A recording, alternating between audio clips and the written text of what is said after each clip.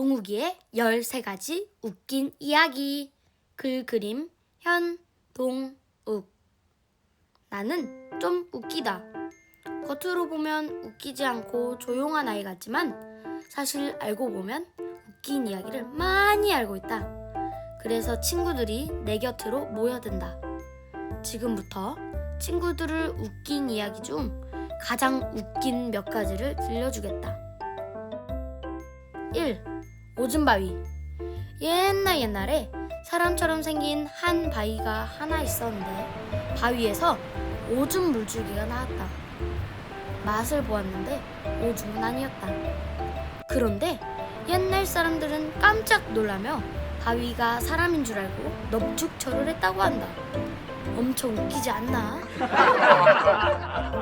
2. 우리 엄마는 원숭이?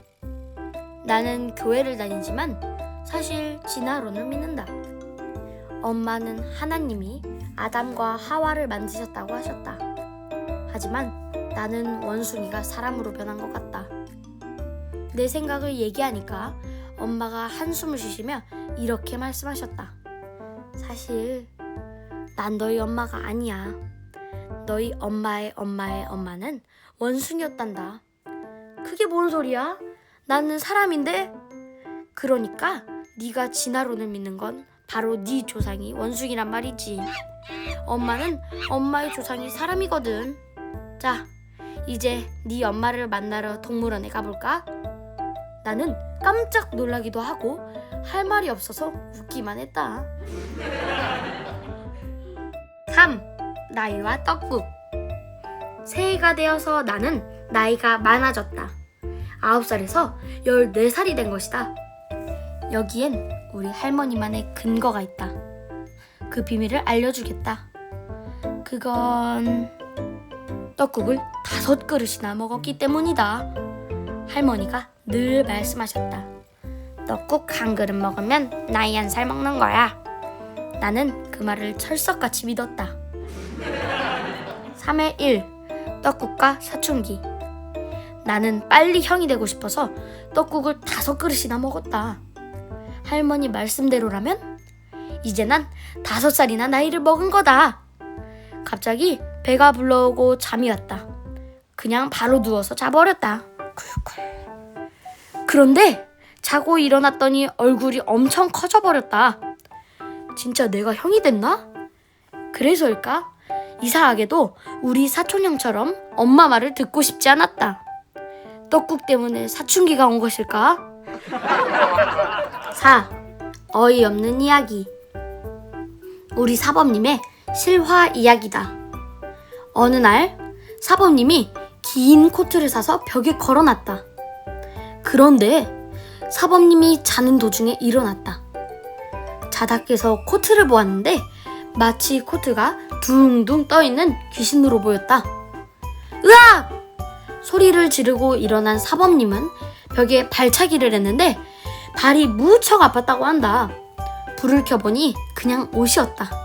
참 어이없지 않는가? 5. 속 터지는 이야기. 할머니네 집에 갔다. 냉장고에 콜라병이 있었다. 와우! 나를 위해 할머니가 콜라를 많이 사다 두셨군.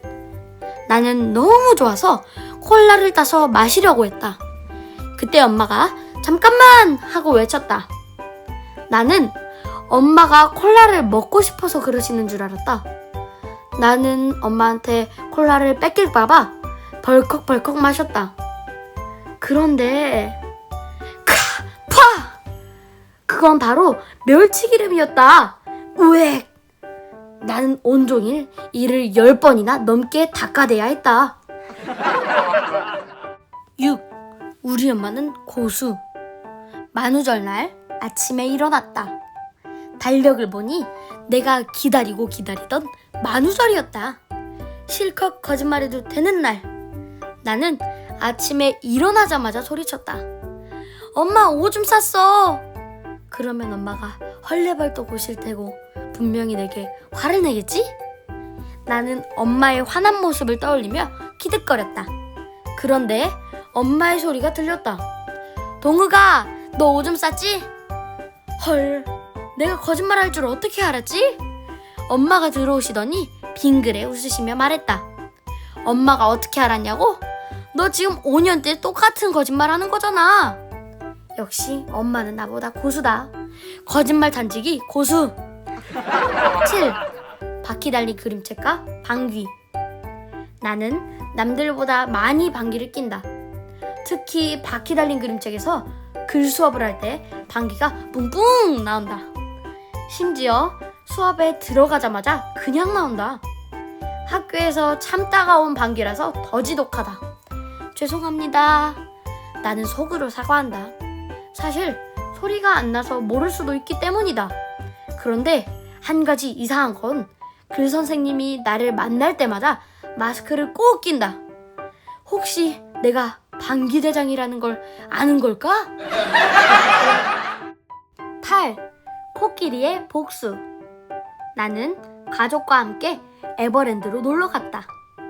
코끼리를 구경하는데 나의 장난기가 발동했다. 헤이! 코끼리!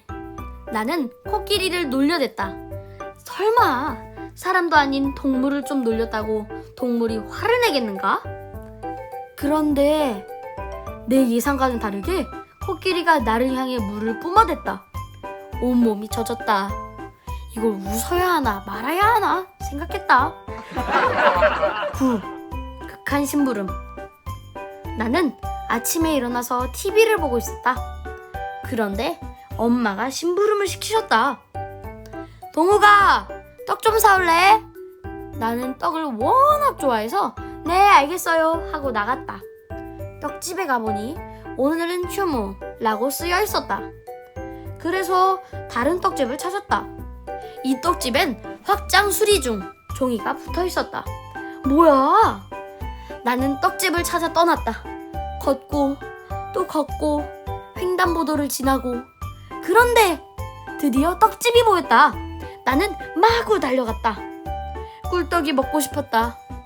그런데 떡집 앞에 서자 나는 한숨을 쉬었다. 떡집 문 앞에 오후 1시 시작이라고 쓰여 있었기 때문이다. 나는 1시간이나 기다린 후 떡집 문이 열리자마자 불이 나게 들어갔다. 그런데 그때 엄마에게 전화가 왔다. 동우가 아빠가 떡 쌓았어. 빨리 와. 엄마 말에 나는 한숨을 쉬었다. 오늘의 심부름은 진짜 극한 심부름이었다. 10. 나의 무기는 꼬랑내 양말. 나는 평소 무기를 가지고 다닌다.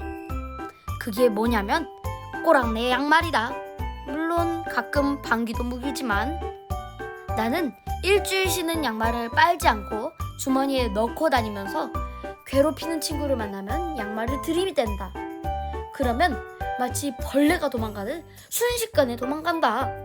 나는 너무 웃겨서 배꼽을 잡는다. 그리고 학원에 갈 때 양말을 챙긴다. 선풍기 뒤로 꼬랑내 양말을 대면 어떤 일이 벌어지냐면 꼬랑내 향기가 방 안 가득 풍긴다. 역시 내 향기는 좋다. 물론 나한테만. 11. 나는야 불량 청소부. 나는 청소를 잘한다. 나의 청소 비법은 책상 위에 있는 거라면 다 쓰레기통에 넣는 것이다. 선생님, 청소 도와드릴게요. 내가 그림책 학원에 오면 하는 말이다. 처음엔 선생님이 좋아하셨다. 그런데 연필, 붓, 파스텔까지 몽땅 쓰레기통에 넣으니 선생님이 안 돼! 하시며 손을 내저으시고 그 모습을 본 나는 빙그레 웃으며 말한다.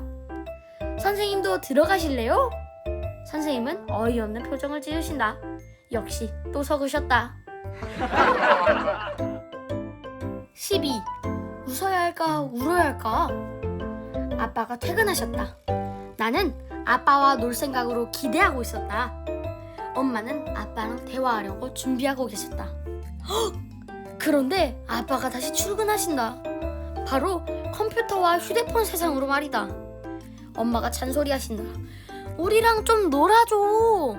그러면 아빠는 갑자기 와서 간지럼을 한번 태우시더니 이렇게 말씀하신다.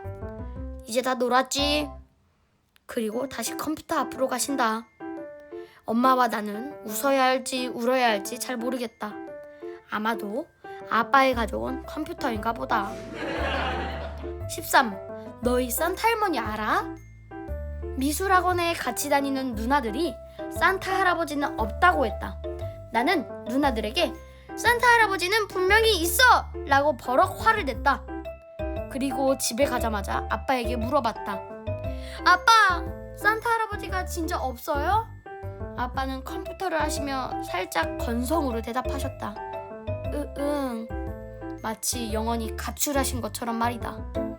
그래서 나는 소리쳤다. 뭐라고? 그럼 그동안 산타 할아버지는 없었단 말이야? 옆에 계시던 엄마는 매우 당황스러운 표정으로 할 말을 잃으셨다. 그리고 난 잠시 생각을 한 후 모든 걸 깨닫는 표정으로 말했다. 이제 알았어. 산타 할아버지가 없다면 산타 할머니가 온 거로군. 역시 난 똑똑해. 엄마 아빠는 내 말에 배꼽을 잡으며 웃으셨다. 왜 그러신 걸까?